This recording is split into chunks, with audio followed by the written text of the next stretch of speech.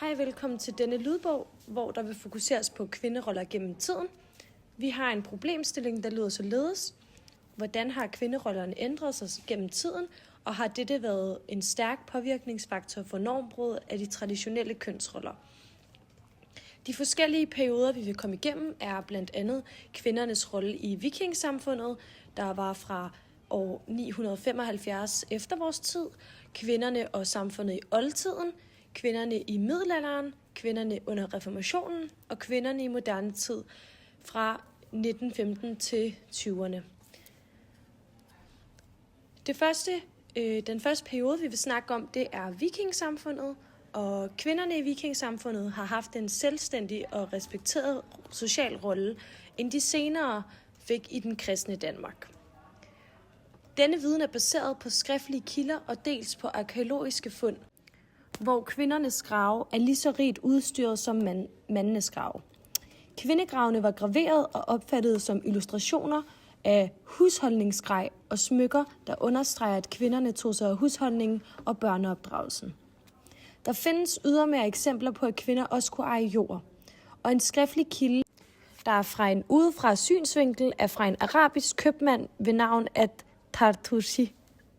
Han besøgte Hedeby i omkring år 975, hvor han befandt sig ved Slien tæt på Slesvig.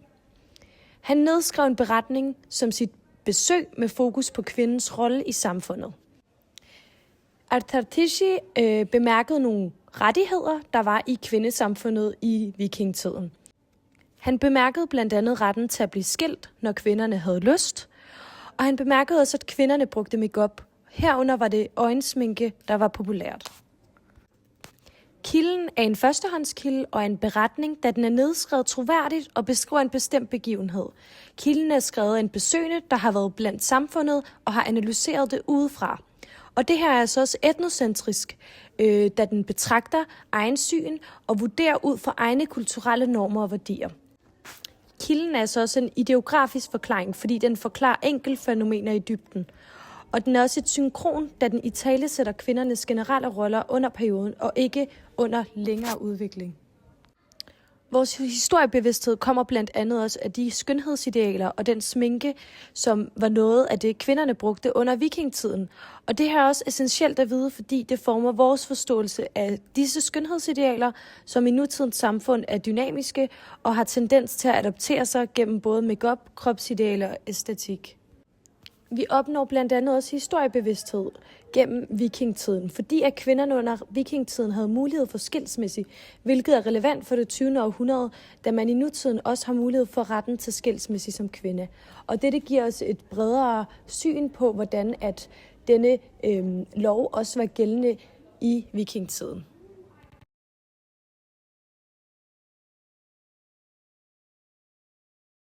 Dette kapitel handler om kvinderne i den moderne tid. Og i den moderne tid, især i 1930'erne, skete der en ændring i synet på kvinder. Udviklingen havde rødder i tiden efter 1. verdenskrig, hvor kvinder blandt andet fik stemmeret. I 1920'erne og 1930'erne var det traditionelle kvindebillede stadig dominerende. Manden blev set som hovedforsørger, mens kvinden var hjemmegående mor, der tog sig af sine hjem og børn. Samtidig begyndte der dog at ske ændringer. Kvinder fik bedre adgang til uddannelse og en større rolle på arbejdsmarkedet. Og der kom altså også fokus på især kvinders ret til selv at bestemme over sit liv, især i forhold til børn og fødselskontrol. Det førte til en offentlig debat om abort og kvinders rettigheder, fordi mange kvinder fik foretaget illegale aborter. Kilde 61 af Poul Henningsen viser denne udvikling. Han beskriver blandt andet, at der kom mere seksuel og mulighed for økonomisk ligestilling, men at den gifte kvinde stadig var bundet til husmorrollen. Hun var derfor ikke fuldt frigjort. Kilden viser både nye idéer om ligestilling og de stadig traditionelle kønsroller. Kilde 62 af Thit Jensen handler om frivilligt moderskab. Hun kritiserer, at kvinder bliver set som et redskab til mænds behov, og at de ikke selv har kontrol over deres krop samt deres børn. Hun argumenterer altså også for, at kvinder skal have ret til at bestemme over moderskab og fødsler. Og hvis vi kigger på dette historiefagligt, så kan vi altså sige, at kilde 62 er et levn og en beretning, og den har altså en tydelig tendens, fordi den er kritisk over for mænds magt. Thit Jensen bruger altså også historiebrug til at kritisere sin samtid, og kilden viser altså en stor historiebevidsthed, fordi den kobler fortidens undertrykkelse med nutidens og fremtidens. Levenbach-sagen viser også debatten om abort. Levenbach var læge og støttede fri abort, men blev retsforfulgt i 1936. Der blev foretaget mange illegale aborter i perioden, og denne debat førte altså også til ændringer i vores lovgivning. Prostitution blev legaliseret i 1930, homoseksualitet blev afkriminaliseret i 1933, og i 1937 blev abort lovligt i visse tilfælde. Samtidig blev prævention mere udbredt, og familier fik færre børn, blandt andet fordi kvinder fik bedre uddannelse og position i samfundet.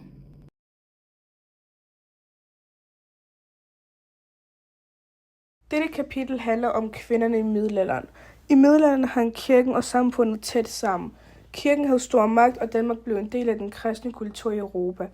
Kvinder blev ofte set som det syndige køn på grund af fortællingen om Adam og Eva, hvor Eva frister Adam til synd. Dette syn kan også ses i middelalderens kalkmalerier. Samfundet var mandsdomineret, og mænd blev set som familiens overhoved. Konger, stormænd og paver var mænd, mens kvinder havde mindre magt. Dog kunne kvinder i nonneklostre få adgang til viden og uddannelse, fordi klostrene fungerede som centre for læring. Familie og slægt var meget vigtigt i middelalderen. Ægteskaber handlede ikke om kærlighed, men om at føre slægten videre og skabe alliancer. Derfor blev ægteskabsaftaler ofte lavet allerede, mens børnene var små. Fællesskabet var vigtigere end individet. Dette ses også i kilderne. Jyske lov viser samarbejdet mellem kongen og kirken og fortæller om datidens regler. Kilde 16 om utroskab viser tydeligt forskel mellem mænd og kvinder. Og hvis en kvinde var utro, mistede hun både ære og ejendom og sin ægtemand, mens mænd ikke blev straffet på samme måde. Kilde 17 om afladsbrevet viser middelalderens syn på synd og frelse, hvor Jomfru Maria havde en vigtig religiøs rolle. Kilde 18 testamentet viser, at kvinder i nogle tilfælde kunne arve ejendommen, ofte med begrænsninger fra kirken. Samlet set viser kilderne, at kvinder i middelalderen havde færre rettigheder end mænd, og levede i et samfund præget af kirkens magt og stærke familieforhold.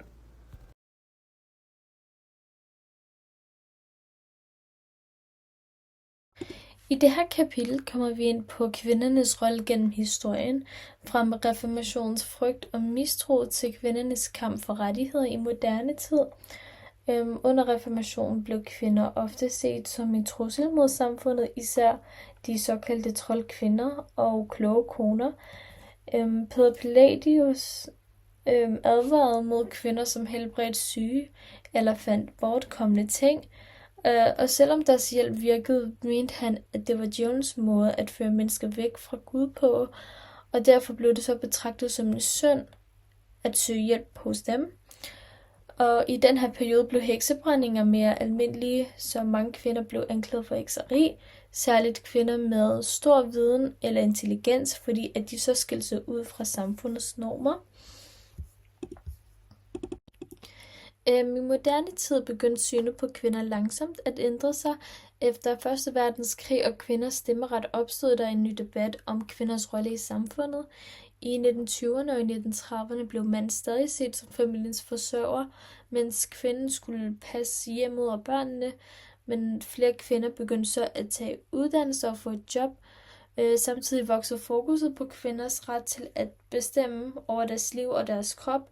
Der opstod blandt andet en offentlig debat om illegale aborter, fordi at mange kvinder hvert år fik foretaget farlige og ulovlige aborter. Og de forandringer blev så begyndelsen på kvinders kamp for større frihed og ligestilling.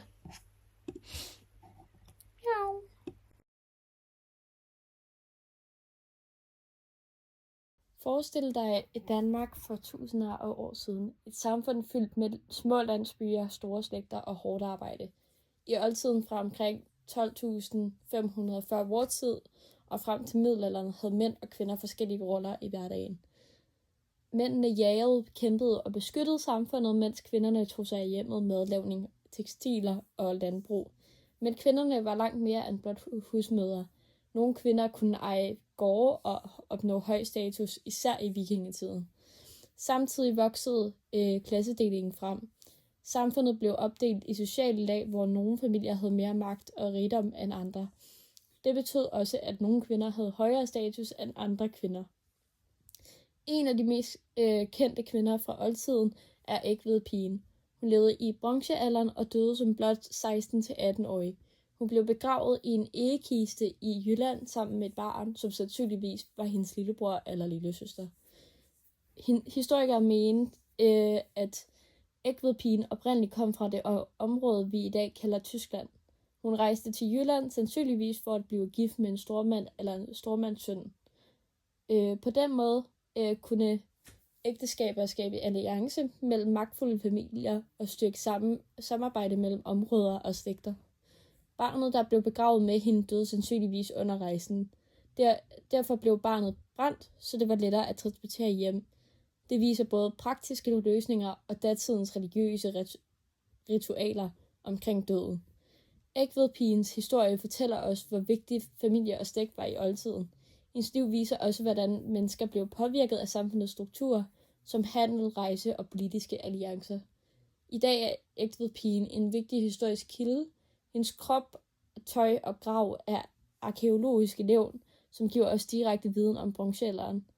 Samtidig bliver hendes historie brugt til at fortælle om oldtidens handelsnetværk, kønsroller og magtforhold. Selvom Egtvedpigen levede for mere end 3.000 år siden, giver hendes historie stadig et unikt indblik i menneskers liv, relationer og samfund i oldtidens Danmark.